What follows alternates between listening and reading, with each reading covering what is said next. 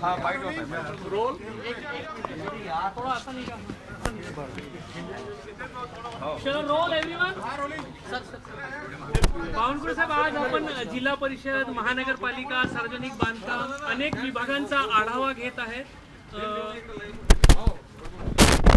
मार्चमध्ये महाराष्ट्र सरकारचं बजेट आहे आणि बजेटपूर्वी नागपूर जिल्ह्यातले जिल्हा परिषदेमधले आणि आमच्या नागपूर विभागातले जे जे काही महाराष्ट्र सरकारकडे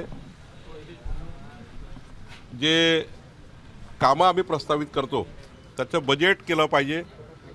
जिल्हास्तरीय अधिकाऱ्यांनी जर बजेट योग्य पद्धतीने केलं तर राज्य सरकार आपल्या बजेटमधनं नागपूर जिल्ह्याला निधी उपलब्ध करून देईल. आणि म्हणून मी आज येणाऱ्या बजेट करता नागपूर जिल्ह्याची काय मागणी आहे, नागपूर शहराची काय मागणी आहे याकरता जिल्हा परिषदेला आलो आहे.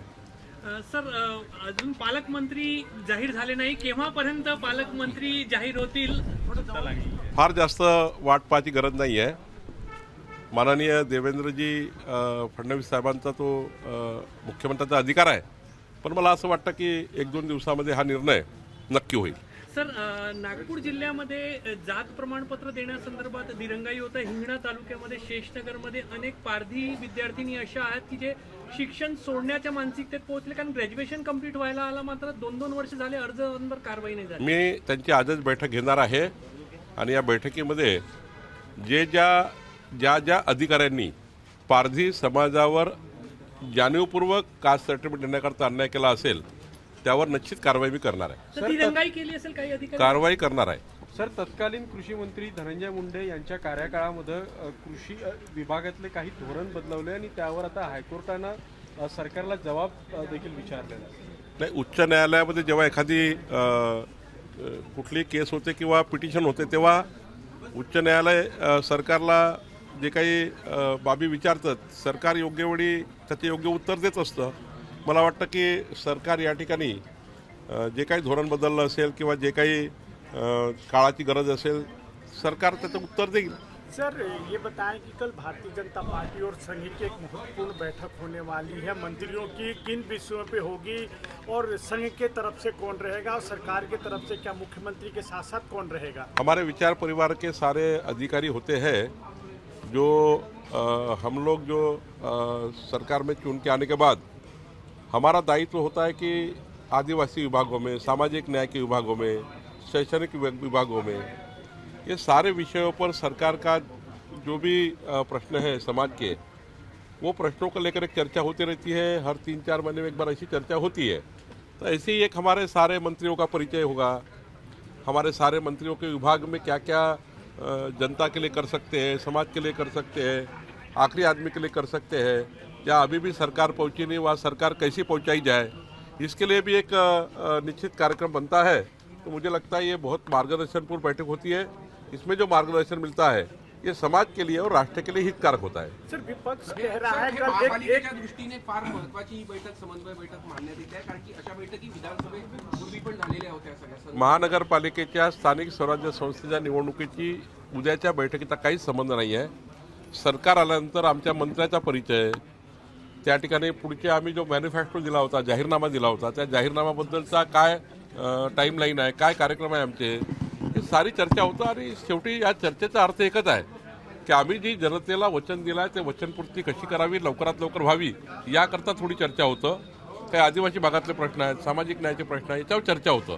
मला वाटतं ही बैठक समाजाकरता आहे, आपल्या महाराष्ट्राला विकसित महाराष्ट्र करण्याच्या दृष्टीने महत्त्वाची आहे. लाडक्या बहिणींचा जानेवारीचा हप्ता जो हमला हुआ है, विपक्ष का ऐसा कहना है कि मुंबई सुरक्षित नहीं है, यहाँ तक कि जो सेलिब्रिटी है वो भी सुरक्षित नहीं है. आज त्याच ठिकाणी दुसरा सुद्धा एक हल्ला त्याच प्रकारे झाला है. देखिए, कोई घटना को हम लोग जो होती है उसको सीरियसली करते हैं. हमारे देवेंद्र जी ने कल तो कहा है कि इस प्रकार की जब घटना होती है हमारी सरकार कितने जल्दी पहुंची है, हमारे पुलिस कितनी जल्दी पहुंची है, कितनी जल्दी हमने कॉग्निशन लिया है.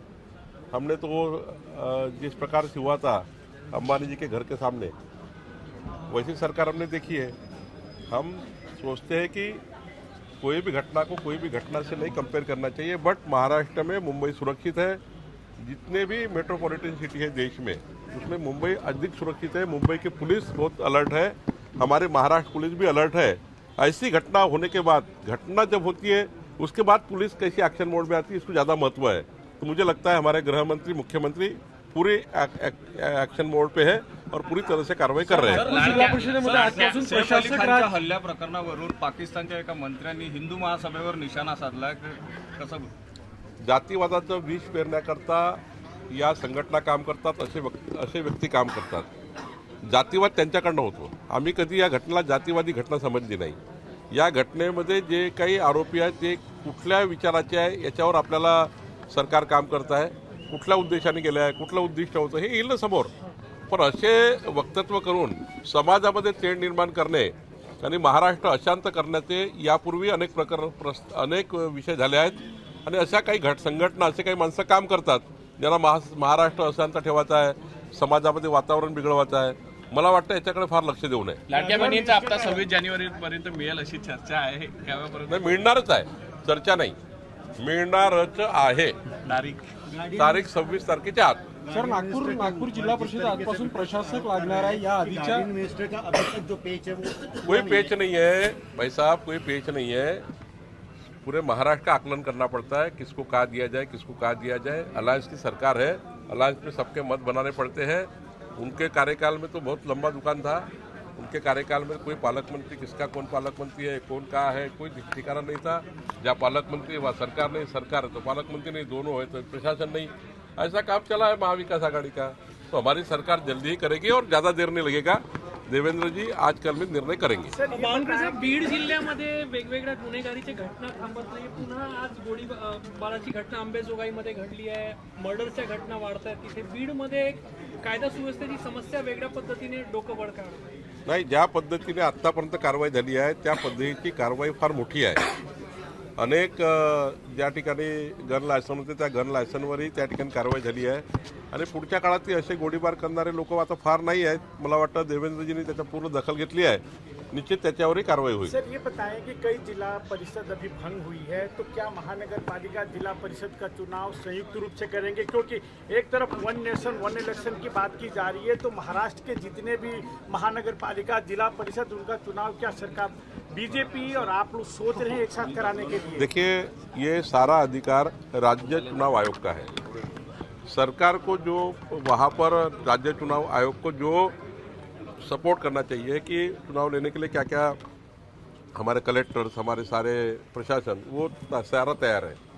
जब भी सुप्रीम कोर्ट का रिजल्ट आ जाएगा उसके बाद सारी तैयारी करेंगे। मुझे राज्य चुनाव तो करना ही पड़ेगा क्योंकि चुनाव तो लेना ही पड़ता है। तो सुप्रीम कोर्ट के रिजल्ट के लिए रुका हुआ है।